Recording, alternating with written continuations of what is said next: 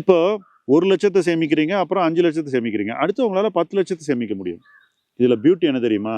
நீங்க சேமிக்கக்கூடிய தொகை அதிகரிக்க அதிகரிக்க, நீங்கள் பெரும் உயரத்தை தொட வேண்டிய நேரம் குறைந்து கொண்டே வரும். 1,00,000க்கு 30 வருஷம்னா 5,00,000க்கு அதை விட கணிசமான குறைவான நேரம் தான் உங்களுக்கு தேவை. அடுத்து நீங்க 10,00,000க்கு இன்னும் குறைவான நேரத்திலேயே ஒரு நல்ல இலக்கை அடைந்து விடலாம். இப்படி ஒரு packet of savings 1 lakh packet, 5 lakh packet, 10 lakh packet அப்படின்னு ஒரு பேக்கெட்டா நீங்க சேமிச்சு இன்வெஸ்ட் பண்ணி இந்த பேக்கெட்டை அப்படியே வச்சுட்டீங்கன்னு வச்சுக்கோங்களேன், அது என்ன ஆகும்? வளர்ந்துரும்.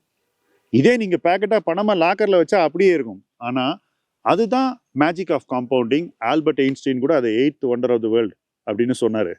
ஏன்னா நீங்க இந்த சேமிப்பை முதலீடாக பொருளாதாரம் சார்ந்து செலுத்துறீங்க. பொருளாதாரம் வளரும் போது இந்த பணமும் வளர்கிறது.